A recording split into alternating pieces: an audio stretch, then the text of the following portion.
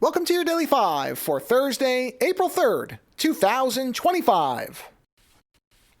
You likely know that Nintendo finally held their long-anticipated Switch 2 Direct yesterday, where they announced a lot of details about the console, a number of games, and basically almost every detail about the console that most people had wanted, except for one, which initially, at least during the Direct, was not specified, which was the price. It has now been confirmed that the price of the console is $450 or $449.99, same difference.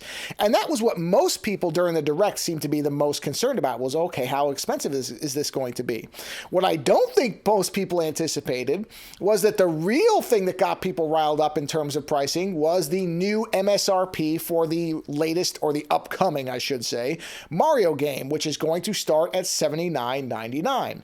And there are now a number of different YouTube posts, I'm sure many podcasts, I guess technically including this one, although my angle on it is slightly different, but basically lots of different reactions, many of them really boiling down to, oh no, now that Nintendo has done this, everybody else is going to do this, and we're probably not too far away from $100 baseline pricing for games. In fact, many people think GTA 6 will launch at $100. Now, what you'll mostly get out of this is people being, very upset and thinking, oh no, this is Nintendo and all these other companies are now going to just have to charge all this extra money and we're going to spend so much more on games, blah, blah, blah, blah, blah. And look, that's all sort of true, except for one thing. Nobody has to pay these prices for any of these games if they don't want to. This is something that really bothers me, and it happens a lot, and I've talked about it before in different variations. This idea that we are somehow at the mercy of these companies when it comes to buying their products.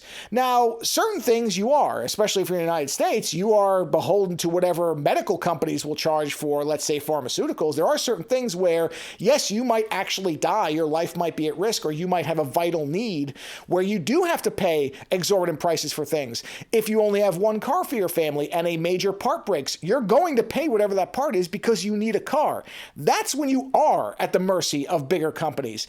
But for video games, as well as many other things, let's be honest, but something that's disposable, you don't owe these companies anything. You don't have to pay these prices.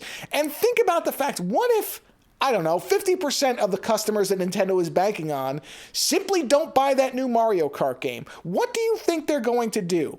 They're going to lower the price because they haven't said this is the pricing for all games. They have confirmed other games will still be cheaper. So this is clearly a test bed.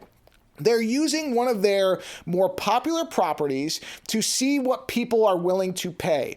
If enough people actually think there's something wrong with this and they don't pay, that price is going to go down. Stop acting like you don't have any power in a relationship that is based on something that is, let's be honest, not all that important to begin with. These are video games, and I like playing video games. Don't get me wrong. I play video games every day. Almost every day. So I love video games, but there is not a video game out there that I think I couldn't live without. And if I thought, even if they were to announce a new Deus Ex game and it was $200 at baseline, guess what? I'm not playing that game until it goes on sale or until somebody has a used copy for far less. Nothing is worth that much when it comes to a video game. If this is so offensive to you, don't spend your money on it. Stop whining, complaining, and acting like somebody's got a knife to your throat. It's a video game. If you think that $80 is too much, and I'm not saying you're wrong, in fact, I agree, and any justification for a price increase, I would point to Stephanie Sterling's great video about why the prices of these games do not need to go up.